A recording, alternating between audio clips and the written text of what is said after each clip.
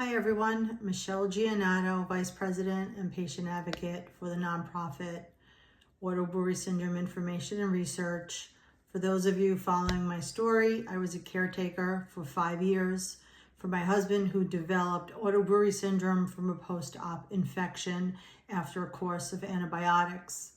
If you've been following my videos, you would have seen my last episode explaining that he was arrested for a DUI and his blood alcohol was 0.238 for 11 straight hours.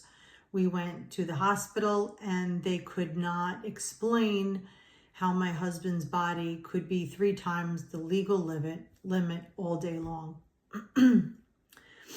With this information, it didn't help us figure out any more than we had already known how this could possibly happen. We were overwhelmed with, now we have a medical condition that we can't figure out. We have alcohol in his body that we don't know where it's coming from. And now we have a DUI that we need to hire a defense attorney for to fight with, I don't even know what kind of defense.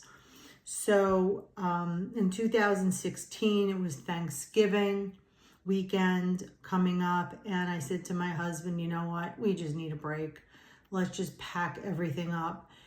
And we drove from New Jersey to my aunt's house in Long Island, New York to visit.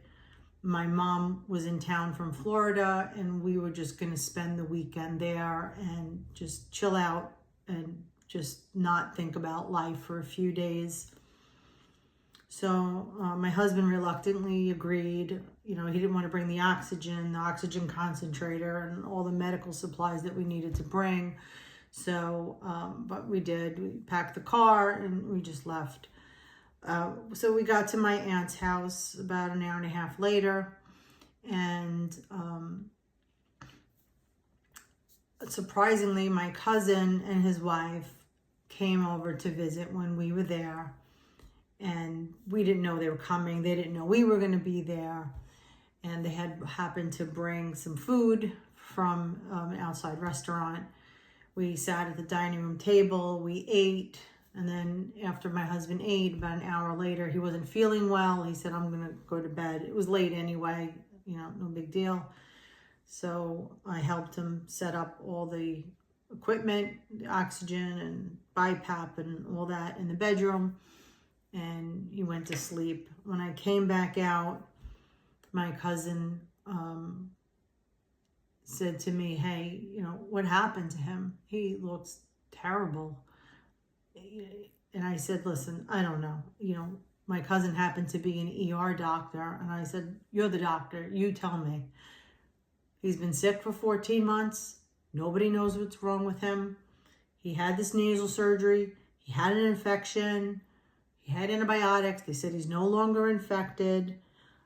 Now he's on oxygen. He's on a BiPAP. He's on oxygen 24/7. There's nothing wrong with his lungs. We have no idea what's wrong with him. And just the other day, he was arrested for a DUI. And my cousin said, what? And I said, I know. The police said he was 0.238 in the morning. 11 hours later in the hospital, he was still 0.238. And my cousin said, stop right there. Your body can't be 0.238 all of those hours.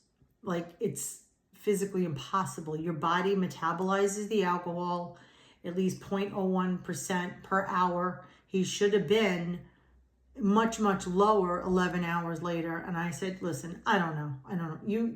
I can't explain it. Now we have a defense attorney. That's going to cost us money. These medical bills are just piling up. I don't even know where to turn.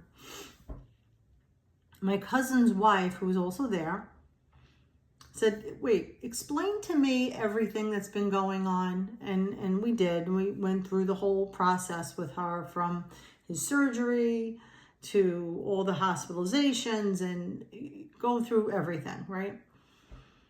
She had just come back from a medical conference for rare and unusual conditions, And one of the things that they covered was auto-brewery syndrome. We pulled it up on the laptop. We started researching auto-brewery syndrome. And I thought to myself, is it possible that he could have this medical condition? How did everyone miss it for all these months? It would certainly explain how alcohol was there all day long.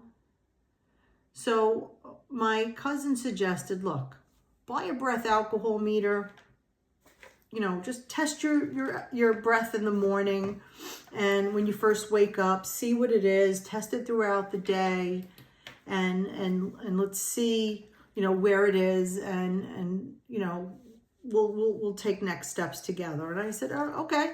So, I was so anxious to get this breath alcohol meter. I didn't even think of this myself. We Googled it, and we came up with a model. This one here, it's called Backtrack, and it's a fuel sensor, which is supposedly the better one. We didn't know at the time. I just happened to pick this one. We ordered it on Amazon. We got it immediately. And, when my husband woke up the next morning, I told him about the conversation the night before. And I said, we might actually have a diagnosis, or at least a condition that we can look into. So he's like, what's the likelihood that I could have this? And I said, I don't know. But when you read the case study online, everything seems to fit, right? So we got the breath alcohol meter right away, I think within 24 hours or so. And we went to bed. We woke up. I took the thing out of the packaging, and I said to him, you know what? You just woke up. Just blow. Let's see what it says. And he's like, okay. So he blew into it, and it was 0.20. And I'm reading the directions. It says you're supposed to be at 0. I said, give me this. Let me try it. So maybe something it's not right. It's the wrong mode, the wrong setting. I blow into it, 0. I said, okay, maybe I fixed it. Why don't you re-blow, right? Gave him the breath alcohol meter. He blows the second time, 0.20. I said, if this is accurate, you're waking up at 3 times the legal limit. This is your baseline. 0.20 is your baseline. I blow again, 0. I said, do it a third time. I gave him the breath alcohol meter. He blew again, 0.20. I said, oh my God. I call my cousin. I tell him. He says, okay, get in touch with your doctors and let them know what's going on. I called immediately to the pulmonologist, and I said, listen, I don't know if this has anything to do with his oxygen, but, and I explained to him, we were at, Long Island. We visited. My cousin's a doctor. His wife's a doctor. They brought up auto-brewery syndrome, and I don't know where to turn. And he said, you need a gastroenterologist. Let me call him. And he made a phone call. We got a call back. And he says, this is the number you called. He knows you're going to call, and he'll take you in he'll take you in, he'll see you. And I'm like, okay. So, we had an appointment like 3 days later. We called my husband's endocrinologist and told him, this is what we think is going on. And he said, oh my God, it didn't even occur to him this was a possibility. I guess he heard of it. And then we called our defense attorney and told him about this. He never heard of it. And he said, let me know what happens. Any documentation, any medical testing, get me copies. So, 3 days later, we met with the gastroenterologist. We explained to him what has been going on for 14 months. We explained the seizures, the high and low blood sugar, all the crazy blood tests, the fact that he was on oxygen. My cousins pretty much guided us to auto-brewery syndrome. We just needed to do what was called a high carb challenge. Now, we Googled it. We came up with a case study. I printed it, and it said, this is how you do the high carb challenge. So I said to the gastroenterologist, let's get him into a private room and give him carbohydrates with blood draws, and let's see if his body's making alcohol. And the gastroenterologist said, okay, let's do this. And he would call us as soon as a room became available in the hospital, and he would admit my husband for observation in a private room with this high carb challenge, and we would see if this was going to be the diagnosis. Stay tuned for my next video on what happened during that testing. Download case studies at auto-brewery.org. If you'd like to make a donation, you can make it at the same website, auto-brewery.org. And if you have any questions, please reach out to me. I'd be more than happy to answer them.